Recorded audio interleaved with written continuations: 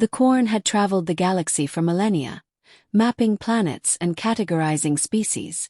To them, Earth was a curiosity, a volatile, unstable world where no intelligent life could possibly thrive.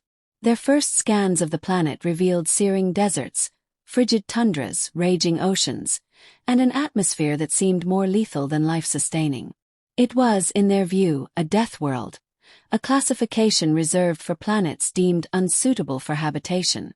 Yet, against all odds, the Corn found signs of civilization. Primitive structures dotted the planet's surface, and rudimentary technology broadcast signals into space. Their instruments confirmed it. Intelligent life existed here. The Corn Scientific Council convened to discuss this anomaly, their gleaming, sterile chambers a stark contrast to the chaos they observed on Earth. "How is it possible?" one elder asked, his voice tinged with incredulity.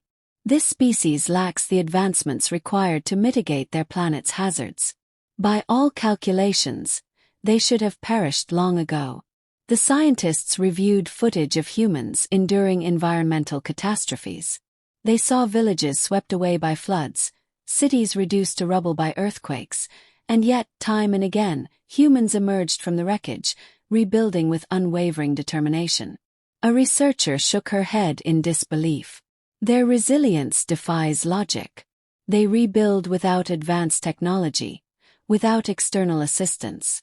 They persist."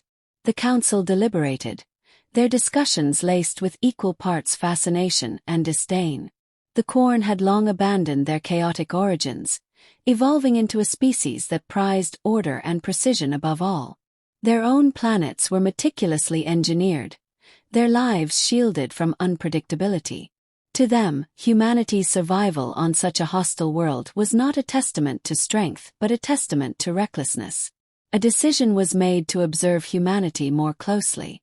They dispatched an orbital probe equipped with advanced sensors to monitor human activity. The probe's findings were bewildering. It recorded humans farming in arid wastelands, building shelters on hurricane-prone coasts, and traversing the oceans in fragile vessels. The Corn scientists were particularly baffled by one scene: a group of humans laughing and singing around a fire, mere hours after a devastating storm had obliterated their homes. "Is this some kind of joke?" an analyst muttered. "How can they find joy in such circumstances? Are they incapable of understanding the gravity of their situation?" But it wasn't just joy that perplexed the Corn, it was the humans' ingenuity. In one recorded instance, they saw a community invent a water filtration system using scraps salvaged from debris. In another, they observed humans harness the power of wind to generate electricity in areas where no natural resources were available. These feats, accomplished with limited tools and under extreme conditions, defied the Corn's understanding of survival. As the council reviewed the probe's findings, one elder voiced a thought that lingered uncomfortably in their minds. "Perhaps it is not their planet that defines them," he said softly.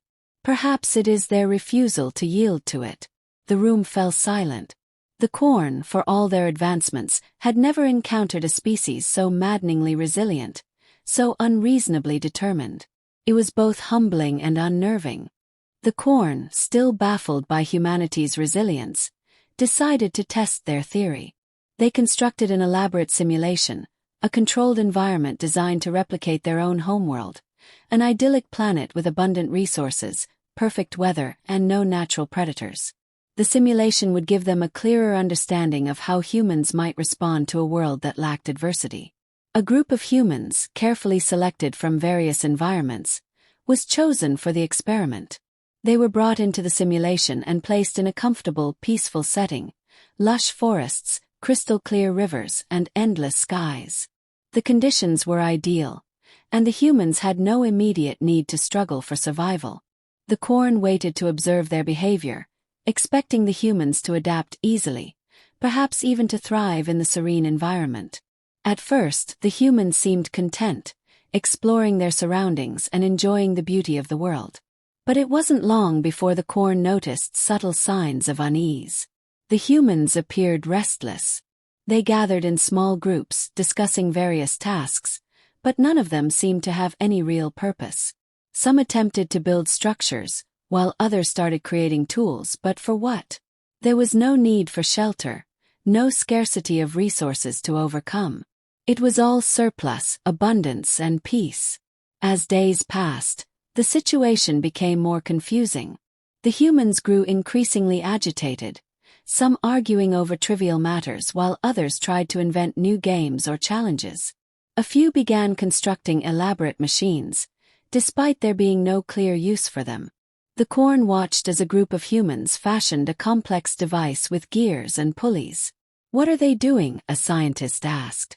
"This is madness. There's no need for such inventions in a world like this." The confusion deepened. The humans, unable to settle into this idyllic environment, seemed to be creating problems out of thin air. Some began to argue, others got into heated debates about what tasks to prioritize. The Corn, unable to understand why these people were so determined to generate chaos, continued to observe. But it wasn't long before the simulation itself presented an unexpected challenge. A malfunction in the Corn's monitoring equipment caused a power surge that briefly disrupted the simulation's balance.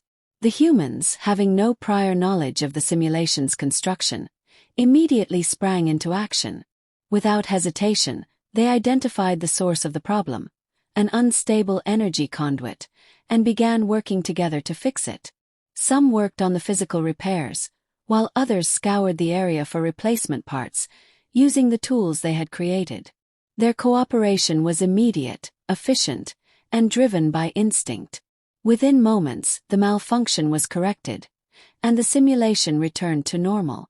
"What just happened?" a Corn engineer demanded, watching the footage in disbelief. "They fixed it. They fixed something that wasn't even real."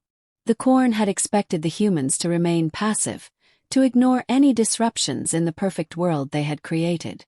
Instead, they had not only responded to the problem but had done so with an efficiency and adaptability the Corn had not anticipated. The humans had turned their environment's flaw into an opportunity, an instinctual response that was both unexpected and humbling. The realization hit the Corn hard.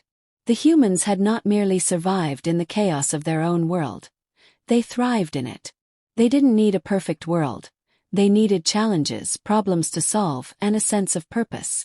The more the Corn watched, the clearer it became.